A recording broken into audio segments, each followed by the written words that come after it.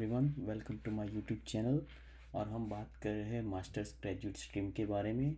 और आज मैं रिकॉर्ड कर रहा हूँ पार्ट 4, जिसमें हम बात करेंगे how to submit file on one key account after you receive an ITA from Ontario. So हमने पार्ट 3 में बात की थी वन की अकाउंट क्रिएट करने की और उसके अंदर प्रोफाइल सबमिट करने की, EOI, expression of interest, right? So once you created the profile and submit your profile to Ontario government, and based on your point you will get an invitation to apply for master graduate stream, right? So आज हम बात करेंगे और मैं assume करता हूँ कि आप सभी का इनविटेशन आ गया है ओंटारियो गवर्नमेंट की तरफ से, और अभी आपको फ़ाइल सबमिट करनी है वन की अकाउंट पे। तो उसके लिए हमें क्या करना है वो मैं आज आपको दिखाता हूँ फाइल कैसे सबमिट करनी है। तो जैसे ही आप अपने अकाउंट में लॉगिन करोगे और उसके अंदर आपको दिखाएगा कि आपका इनविटेशन आया है, तो उसके ऊपर जैसे ही आप क्लिक करोगे आपको दिखाएगा ये पेज। तो उसके अंदर सबसे पहले जैसे ही आप आओगे तो फर्स्ट टैब है जनरल इन्फॉर्मेशन। सो उसके अंदर आपको सारा इन्फॉर्मेशन लिखा हुआ है कि, और यहाँ पे एक लिंक भी दी हुई है जो एप्लीकेशन गाइड है, उसके ऊपर जाके आप सारा कुछ पढ़ सकते हो क्या क्या है गाइड में। सिंपली जस्ट नेक्स्ट कर दो यहाँ पे और अगले टैब पे जाना है assistance with application.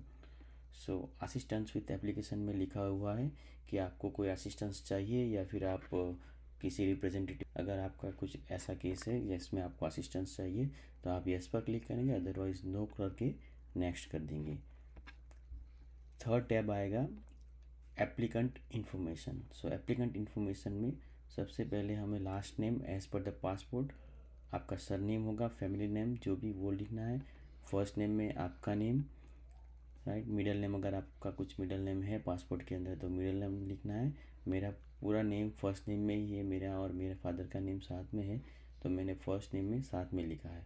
Last name में मेरा फैमिली नेम है, मिडिल नेम मैंने ब्लैंक रख दिया था। डेट ऑफ बर्थ, आपको यहाँ पे डेट ऑफ बर्थ मेंशन करनी है। अगर ये यहाँ पे आपका कोई दूसरा नाम है, जैसे कि अगर आपकी वाइफ हो तो अगर उसका मैरिज से पहले दूसरा नाम होगा तो वो यहाँ पे लिखना है, लेकिन हमारे केस में ऐसा नहीं है तो मैंने ये ब्लैंक रख दिया था। बाद में डेट ऑफ बर्थ लिखना है आपको, country of birth, right, place of birth, कौन सी सिटी में आपका बर्थ हुआ था इंडिया में या फिर कौन सी भी कंट्री में, तो वो प्लेस ऑफ बर्थ में सिटी और टाउन का नेम लिखना है यहाँ पे। फिर जेंडर हमें सिलेक्ट करना है, प्राइमरी कंट्री ऑफ सिटीजनशिप। सो आप जो जिस भी कंट्री से है तो वो पहली कंट्री आपका प्राइमरी कंट्री ऑफ सिटीजनशिप में आएगा। सेकेंडरी अगर आपके पास ड्यूअल सिटीजनशिप है तो आप यहाँ पे मेंशन कर सकते हो। कंट्री ऑफ रेसिडेंस, उसमें तो डेफिनेटली कनाडा ही लिखना है हमें। मैरिटल स्टेटस अकॉर्डिंगली सिलेक्ट करना है, married, unmarried, single, what. Passport number, यहाँ पे हमें अपना पासपोर्ट नंबर लिखना है। Passport issue date and passport expiry date यहाँ पे लिखना है। पासपोर्ट इश्यूइंग कंट्री, तो पासपोर्ट इश्यूइंग कंट्री में मेरा इंडिया है तो इंडिया लिखा है मैंने। अगर आपका फर्स्ट पासपोर्ट एक्सपायर हुआ है और आप कनाडा में थे तब एक्सपायर हुआ था तो आपने नया पासपोर्ट अगर कनाडा से बनवाया है और इस पर फर्स्ट पेज पे आपका लिखा ही होगा पासपोर्ट इश्यूइंग कंट्री, तो अगर वहाँ पे कनाडा है तो आपको यहाँ पे भी कनाडा लिखना है। आपके फर्स्ट पेज पे चेक करके आपको यहाँ पे लिखना है। उसके बाद नेक्स्ट कर दीजिए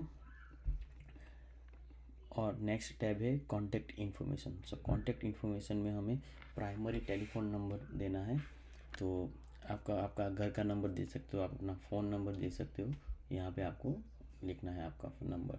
ईमेल एड्रेस, आपको अपना ईमेल एड्रेस प्रोवाइड करना है यहाँ पे, जो भी ईमेल एड्रेस आपने वन की अकाउंट किया हो और जो भी आपका प्राइमरी ईमेल एड्रेस हो वो यहाँ पे लिखना है।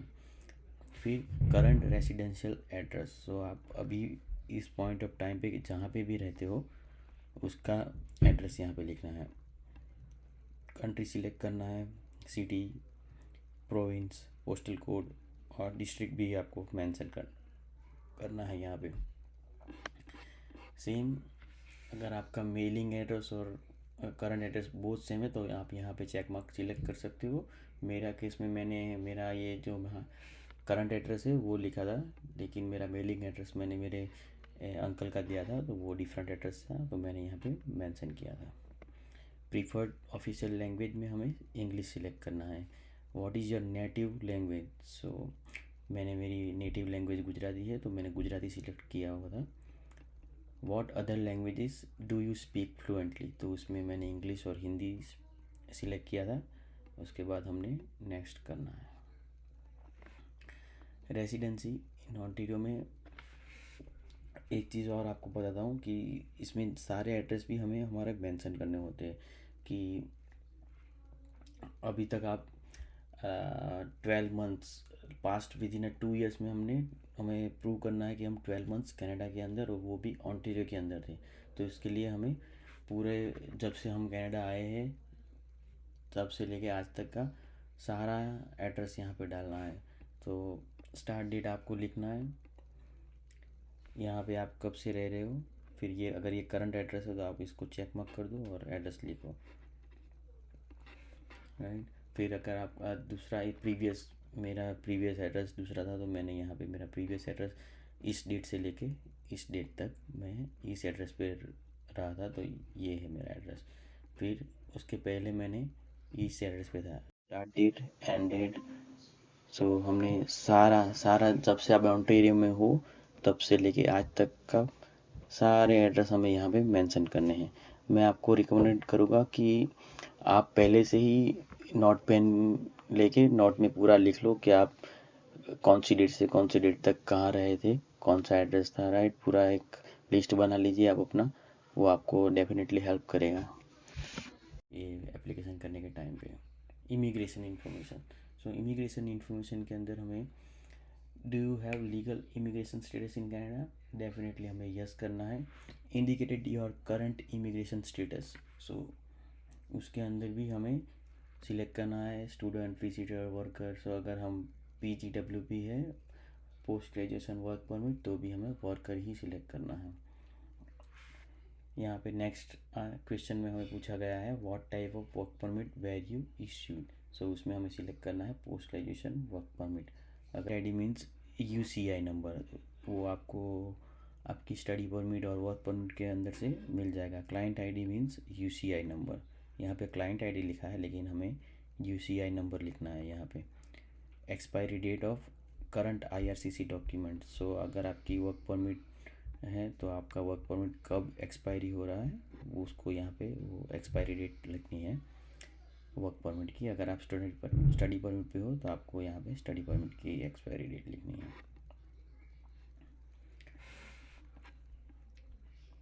फिर हैव यू और हैज़ योर स्पाउस और कॉमन लॉ पार्टनर और any of your dependent children ever submitted or been included in application for permanent residency to immigration, refugee and citizenship in Canada? So आपने या आपकी wife ने या फिर आपके बच्चों ने कभी PR के लिए अप्लाई किया है? बेसिकली ये क्वेश्चन है, तो हमें इसमें नो करना है। सेम क्वेश्चन यहाँ पे है, उसे भी नो करना है। Have you submitted another application? So उसमें भी अगर आपने कोई एप्लीकेशन सबमिट नहीं की है तो नो करना है। अगर आप यस करोगे तो आपको उसका डिटेल लिखना पड़ेगा, एप्लीकेशन नंबर और वॉट एवर जो भी हो उसके बाद। लेकिन सिंपली हमें नो ही करना है सारे में, अगर हमने पहले कभी भी PR के लिए अप्लाई नहीं किया हुआ है तो। बाद में हमें नेक्स्ट करना है। नेक्स्ट है education history. So education history में please provide detail information about your masters degree. So start date आपको यहाँ पे मेंशन करनी है, एंड डेट मेंशन करनी है, फील्ड ऑफ स्टडी आपकी कौन सी फील्ड ऑफ स्टडी है तो वो यहाँ पे लिखना है, फुल टाइम यहाँ पे लिखना है। फिर आपकी कौन सी यूनिवर्सिटी है, सो यूनिवर्सिटी ऑफ विंडसर मेरी, तो मैंने ये यूनिवर्सिटी ऑफ विंडसर यहाँ पे सिलेक्ट किया था। How many years of graduate study have you completed in Ontario? अगर 2 ईयर के प्रोग्राम सिंगल ईयर में किया है तो भी आपको यहाँ पे 2 ईयर्स करना है। मेरा प्रोग्राम एक ही प्रोग्राम था लेकिन वो 2 ईयर्स का था, मैंने यहाँ पे 2 ईयर्स सिलेक्ट किया था। अगर आपका प्रोग्राम 16 मंथ वो भी 2 ईयर्स ही काउंट होता है। अगर आपका कंटिन्यूस स्टडी है विदाउट वैकेशन तो आप कंप्लीट कर सकते हो 4 semester in 16 months, right. So वो भी हमें 2 ईयर्स ही काउंट करना है। Has your degree been granted? तो उसमें भी हमें यस करना है। अगर आपका ग्रेजुएशन हो गया है तो हमें यस करना है। To qualify under the master's graduate stream, you must apply within 2 years of completing the requirement necessary to obtain your master's degree. So ये यहाँ पे ये पता रहे कि once you graduated from your university, हमें within 2 years ये programme के अंदर अप्लाई करना है.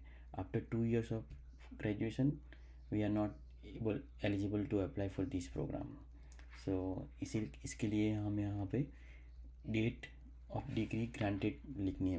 ये डेट आप अपने सर्टिफिकेट से आप देख के यहाँ पे लिख सकते हो. आपके सर्टिफिकेट पे जो भी डेट मेंशन होगी जिस दिन आपको डिग्री अवार्ड हुई थी, तो वो डेट यहाँ पे लिखनी है. List all other post graduation, यहाँ पे आपको लिखना है आपका बैचलर डिग्री या फिर आपने डिप्लोमा किया हो तो डिप्लोमा, कोई भी स्टडी यहाँ पे आपको मेंशन करनी है, आपकी प्रीवियस स्टडी मीन्स. तो स्टार्ट डेट लिखनी है, एंड डेट लिखनी है, नेम ऑफ इंस्टीट्यूशन मैंने लिखा था मेरा, level of education, field of study, full time या फिर पार्ट टाइम, वो भी आपको यहाँ पे लिखना है. कंट्री ऑफ एजुकेशन लिखना है, प्रोविंस लिखना है, कंप्लीटेड में यस सिलेक्ट करना है. फिर नेक्स्ट है, are you the reception of grant scholarship that requires you to return your home country another jurisdiction. So इस सिंपली यहाँ पे पूछ रहा है कि आपको जो स्टडी परमिट मिली थी और वर्क परमिट मिली है, उस पर ऐसा कोई टर्म्स एंड कंडीशन है कि आपको स्टडी फिनिश करके वापस अपनी कंट्री जाना है. तो ऐसा कोई हमें रिस्ट्रिक्शन नहीं था हमारी स्टडी परमिट के अंदर, तो हमें यहाँ पे नो सिलेक्ट करना है. Is your graduate programme run jointly by an academic institution in Ontario and an academic institution in another province. तो ऐसा भी हमारा कोई जॉइंट वेंचर नहीं था यूनिवर्सिटी के बीच में हमारे प्रोग्राम में, तो इसमें भी हमें नो सिलेक्ट करना है. Will you pursue any further study, so उसमें भी हमें नो सिलेक्ट करना है. फिर हमें नेक्स्ट कर देना है. फिर वर्क हिस्ट्री में आपको अपने सारे प्रीवियस वर्क एक्सपीरियंस भी यहाँ पे मेंशन करना है. So do you have paid work experience in the last 10 years, so definitely हमें यस करना है. प्रोवाइड डिटेल्स में from date and date and start date, right. So यहाँ पे हमें, अगर आपका ये जॉब करंट जॉब है तो यहाँ पे जब से आपने स्टार्ट की थी जॉब तो उसकी डेट, और फिर यहाँ पे चेक मार्क कर देना है this is my current job. Hours per work, अगर आप फुल टाइम है तो आपको यहाँ पे 40 आवर्स सिलेक्ट करना है. Job title, employer name means आपकी कंपनी का name, city and country select करनी है. प्रीवियस जॉब भी आपको मेंशन करना है. Start date, and date same, hours of work, job title, company name, city, country, पूरा जितने भी आपके वर्क है कनाडा में और आउटसाइड कनाडा सारे यहाँ पे मेंशन करने हैं. फिर यहाँ पे नेक्स्ट क्वेश्चन है, are you currently working in Ontario, तो उसमें हमें यस करना है. यहाँ पे आपको आपका नॉक कोड पूछा गया है. What is the NOC code of your current occupation. So आपको आपका नॉक कोड यहाँ पे लिखना है, और आप गवर्नमेंट की वेबसाइट से, कनाडा की वेबसाइट से आप यहाँ पे फाइंड आउट करके यहाँ पे आपको मेंशन करना है. वैसे तो सबको पता ही होता है कि वो कौन सी फील्ड में जॉब कर रहे हो, उसका नॉक कोड क्या होता है. हमारे टाइम भी यहाँ पे 4 डिजिट का नॉक कोड था, अभी शायद उन्होंने टीयर सिस्टम में 5 डिजिट का नॉक कोड हो गया है. In what occupation do you intend to work in Ontario. Sir अगर आप अभी दूसरी कोई फील्ड में जॉब कर रहे हो लेकिन आपका इंटेंट है आप इंजीनियरिंग में जॉब करना चाहते हो या फिर मेडिकल में जॉब करना चाहते हो, तो आपको ये आपका इंटेंट क्या है नेक्स्ट फ्यूचर में, सो वो मेंशन करना है और यहाँ पे नेक्स्ट कर देना है. नेक्स्ट है travel history and other activities. So travel history में फर्स्ट क्वेश्चन है, have you travelled outside of Canada with in the last 2 years. सो अगर आप कनाडा से बाहर गए हो लास्ट 2 years में तो आपको यस सिलेक्ट करना है और उसकी डिटेल प्रोवाइड करनी है. सो मेरे केस में मैं इंडिया गया था वापस, तो मैंने यहाँ पे यस करके कौन सी डेट में यहाँ से गया था, कौन सी डेट वापस आया था, हाउ मैनी डेज़ में बाहर रहा था कनाडा की, तो वो भी हमें यहाँ पे लिखना है. फिर आपको कौन सी कंट्री गए थे आप, कौन सी सिटी गए थे, वो यहाँ पे सिलेक्ट करना है. फिर कंट्री यहाँ पे, रीज़न फॉर विजिट, सो आपको रीज़न भी लिखना है यहाँ पे कि आप क्यों गए थे. Other activities, so other activities में है, do you have any other activity excluding education and paid work history in the last 10 years. So definitely सबके पास होता है तो यस ही करना है हमें. और फिर यहाँ पे आपको डिटेल्स देना है, provide details of all other activities excluding education and paid work. So यहाँ पे ये क्वेश्चन क्यों पूछ रहे हैं वो आपको बताता हूँ कि वो लोग हमारा लास्ट 10 ईयर्स का डेटा मैच करेंगे, हमारी स्टडी और वर्क का सारा एक्सपीरियंस मिला के हमें कोई भी गैप प्रोवाइड नहीं करनी है। अगर मतलब लास्ट 10 ईयर्स से लेके आज तक आपका पूरा डेटा लाइन अप होना चाहिए। सो अगर आप अनएम्प्लॉयड थे या फिर आप ट्रैवलिंग कर रहे थे, आप किसी भी वजह से जॉब नहीं कर रहे थे या फिर स्टडी नहीं कर रहे थे, तो वो आप क्या कर रहे थे, तो वो आपको बताना है। क्योंकि ऑलरेडी हमने हमारा एजुकेशन तो बता दिया और हमारा वर्क एक्सपीरियंस भी बता दिया, तो अभी जो भी गैप बनती है वो हमें यहाँ पे मेंशन करके दिखाना है। तो मेरे केस में मैंने ट्रैवल किया था लास्ट 2 ईयर्स में, तो मैंने यहाँ पे स्टार्ट डेट, एंड डेट और रीज़न, यहाँ पे रीज़न भी लिखना है। तो ये रीज़न के लिए रीज़न मेंशन किया था मैंने, मेरा जो भी रीज़न था, और कौन सी सिटी में आप थे और कौन सी कंट्री में थे वो भी लिखना है।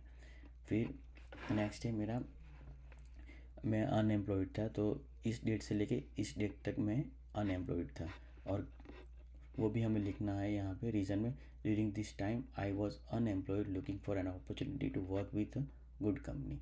सो ये भी हमें लिखना है। नेक्स्ट, मैं यहाँ पे ट्रेनिंग ले रहा था, मेरी इंडस्ट्रियल ट्रेनिंग चल रही थी, तो मैंने यहाँ पे स्टार्ट डेट, एंड डेट, और इसके लिए भी मैंने जो भी सर्टिफिकेट था मेरे पास वो मैंने सबमिट किया था। तो जो भी आप लिख रहे हो आपके पास उसका प्रूफ होना चाहिए। सो मैंने यहाँ रीज़न में लिखा था I was doing industrial automation training during this time at Pune India, और मैंने सिटी और कंट्री लिख के सबमिट किया था। बाद में हमें नेक्स्ट करना है लैंग्वेज प्रोफिशिएंसी। सो लैंग्वेज आपने कौन सी, आप इंग्लिश या फ्रेंच, तो हमें इंग्लिश सिलेक्ट करना है। मैंने इंग्लिश में आइल्स का एग्ज़ाम दिया था, तो मैंने आइल्स सिलेक्ट करके यहाँ पे मेरे जो भी बैंड आए थे वो मैंने लिख के डेट ऑफ टेस्ट हमें मेंशन करना है, और डेट ऑफ टेस्ट रिज़ल्ट हमें मेंशन करना है। सिंपली आपको नेक्स्ट करना है बाद में।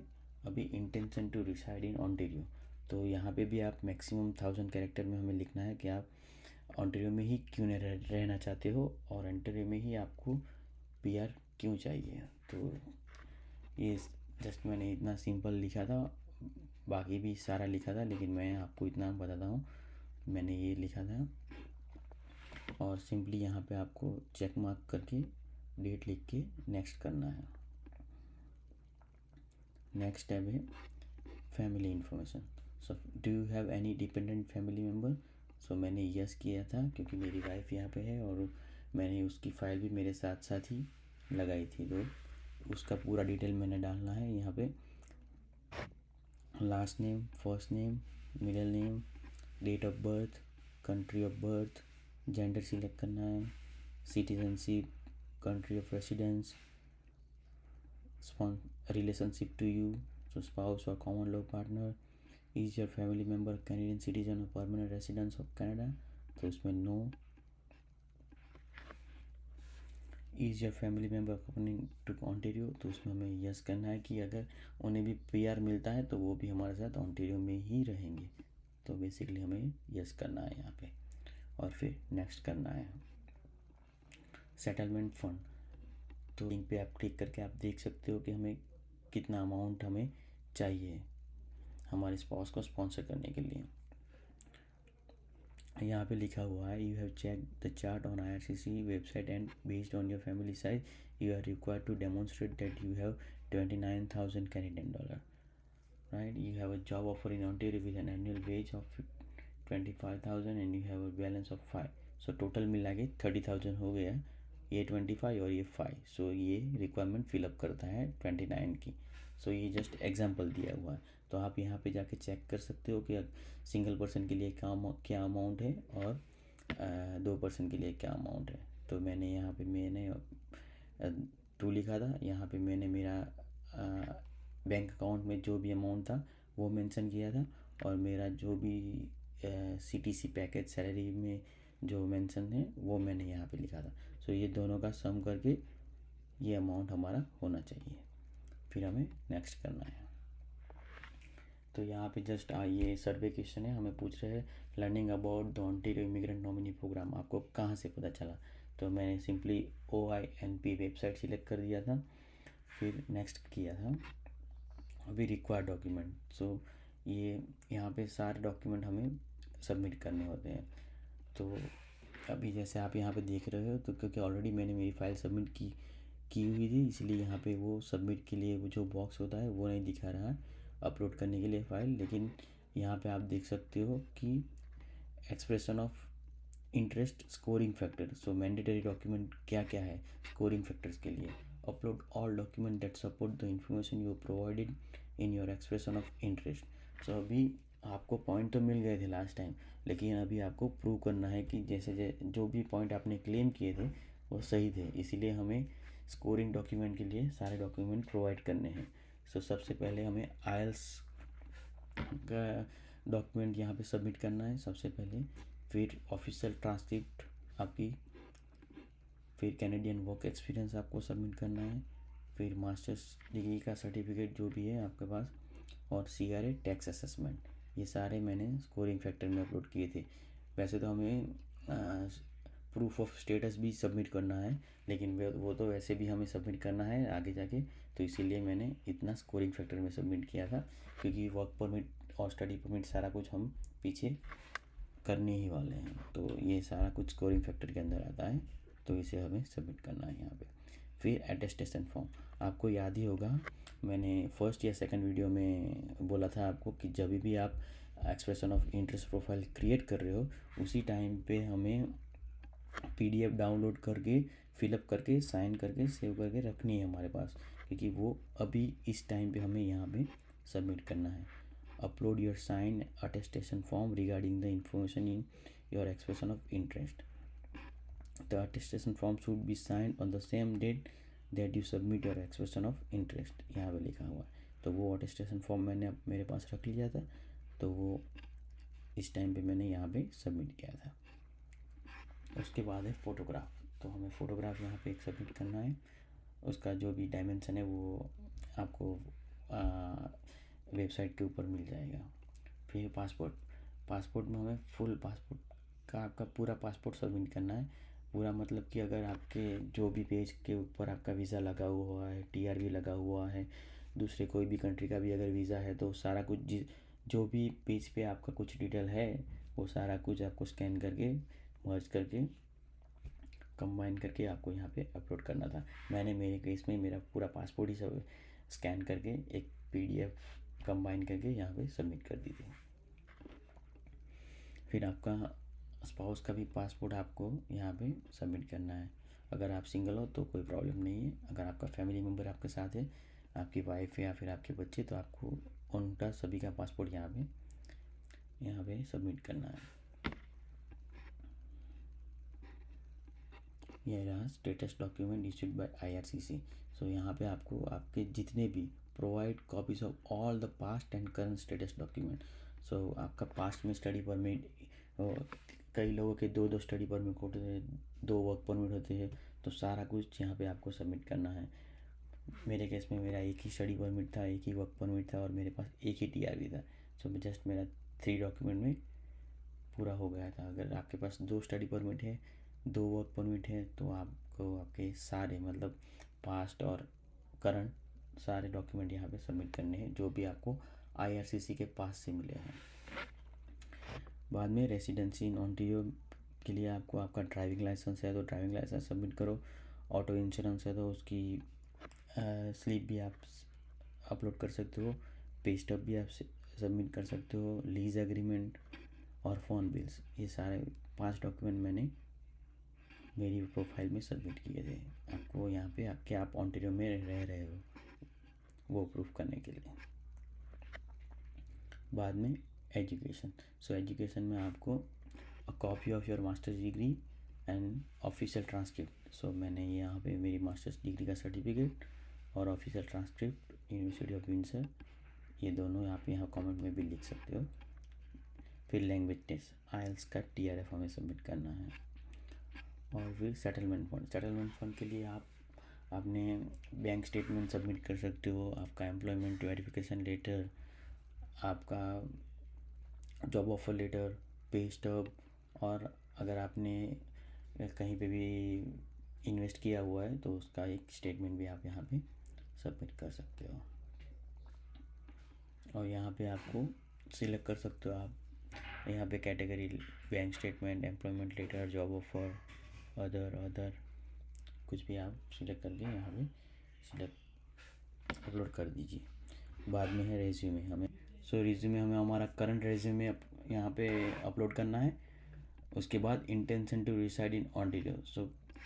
इसके आगे हमने जो भी वहाँ पे टैब बॉक्स में लिखा था उसका हमें PDF डॉक्यूमेंट बना के उसको PDF करके यहाँ पे सबमिट करना है, letter of intent to reside in Ontario. पिछले टैब में हमें सिर्फ लिमिटेशन थी 1000 कैरेक्टर में, हम 1000 वर्ड में लिख सकते थे। यहाँ पे आप अपना जितना भी मर्जी हो पूरा, अगर आपको 1 पेज लिखना है, 2 पेज लिखना है, सारा कुछ लिख के आप उसको PDF में कन्वर्ट करके यहाँ पे अपलोड कर सकते हो। Other document. अदर डॉक्यूमेंट में यहाँ पे आप, अगर आपके पास कोई लाइसेंस है, अगर आप मिल राइडर हो तो उसका लाइसेंस है, इलेक्ट्रीशियन का लाइसेंस है, वेल्डिंग की कोई टिकट है, या कोई भी आपके पास लाइसेंस कोई भी है तो आप यहाँ पे वो सबमिट कर सकते हो और यहाँ पे मेंशन कर सकते हो। और पर्सनल हिस्ट्री के अंदर आपको सारा कुछ डॉक्यूमेंट, मतलब आपका इंडिया का प्रीवियस एक्सपीरियंस, प्रीवियस स्टडीज़, और जो भी आपको लगता है कि एप्लीकेशन के अंदर मैंने ये इन्फॉर्मेशन प्रोवाइड की है और उसके लिए मुझे ये प्रूफ के लिए सबमिट करनी है, तो आप सारा कुछ कंबाइन करके एक PDF क्रिएट करके यहाँ पे ऑल डॉक्यूमेंट्स करके आप सबमिट कर सकते हो। मेरे केस में मैंने पूरा मेरा इंडिया का पूरा एक्सपीरियंस, स्टडी, सारे डॉक्यूमेंट मैंने यहाँ पे पर्सनल हिस्ट्री ऑल डॉक्यूमेंट्स करके सबमिट कर दिया था। उसके बाद हमें नेक्स्ट करना है। बाद में आता है स्केड्यूल A। तो स्केड्यूल A में जस्ट टर्म्स एंड कंडीशन है, आप पढ़ सकते हो पूरा। और उसके बाद हमें यहाँ पे एक्सेप्ट करके डेट लिख के नेक्स्ट करना है। फिर स्केड्यूल B सेम आपके लिए, आपका प्रिंसिपल एप्लीकेंट और आपके स्पाउस के लिए है। तो यहाँ पे भी आपको वो दोनों जगह पे एक्सेप्ट करके प्रिंसिपल एप्लीकेंट का नेम, आपके स्पाउस का नेम, या फिर आपके साथ आपके चिल्ड्रन है तो उनका नेम लिख के यहाँ पे डेट लिख के सबमिट करना है। Next schedule C। तो C में भी हमें पूरा पढ़ के यहाँ पे यस करके नेम लिख के डेट लिख के नेक्स्ट करना है। तो बाद में स्केड्यूल D। D के अंदर सेम चीज़ है, हमें हमारा नेम लिखना है, डेट लिखना है, एक्सेप्ट करना है और नेक्स्ट कर देना है। फिर एप्लीकेंट समरी। अगर आपके पास वैस है, अगर आपने आपका इंडिया का एजुकेशन के लिए वैस और IQAS किया था तो उसके लिए आपको यहाँ पे सिलेक्ट करके फिर उसकी डिटेल प्रोवाइड करनी होती है। लेकिन मेरे केस में मेरा कोई वैस या फिर IQAS नहीं था तो मैंने ये थर्ड ऑप्शन चूज़ करके यहाँ पे नेम लेके डेट लिख के सबमिट किया था। अगर आपके पास वैस है तो आपको ये सिलेक्ट करके यहाँ पे आपका एप्लीकेशन नंबर पूछेगी, वो डाल के फिर सबमिट करना है। दैट्स इट, इतना ही है। फिर आप सबमिट कर दीजिए अपना प्रोफाइल और हो गया। आपको कंफर्मेशन के लिए ईमेल आ जाएगी। और इतना ही है ये वीडियो के लिए। नेक्स्ट वीडियो में हम लोग बात करेंगे कि जैसे ही आपका OINP masters graduate stream approved हो जाता है और आपको सर्टिफिकेट आ जाता है OINP की तरफ से, उसके बाद नेक्स्ट स्टेप क्या है। नेक्स्ट स्टेप में हमें वो ईमेल में सारा कुछ आपको बताएंगे कैसे करना है। हमें नॉन एक्सप्रेस एंट्री के पोर्टल पे जाके हमारा अकाउंट क्रिएट करके वहाँ पे जाके हमें हमारा फेडरल की जो भी प्रोसेस है वो स्टार्ट करनी है। ये तो हो गई ओंटारियो प्रोविंस की सारी प्रोसेस। इसके बाद अगर हमें सर्टिफिकेट मिल जाता है, आपका प्रोफाइल अप्रूव्ड हो जाता है, तो हमें फेडरल में IRCC के पोर्टल में अप्लाई करना है। तो नेक्स्ट वीडियो में हम लोग वो बात करेंगे नॉन एक्सप्रेस एंट्री के पोर्टल में कैसे अकाउंट क्रिएट करना है, कैसे हमारी प्रोफाइल क्रिएट करनी है और कौन से डॉक्यूमेंट चाहिए, और कैसे सेम मैं नेक्स्ट वीडियो बनाऊंगा पूरा डिटेल, जिसमें मैं आपको बताऊंगा पूरी प्रोसेस। और बस इतना ही। थैंक यू आप सबको मेरा ये वीडियो देखने के लिए। Bye bye.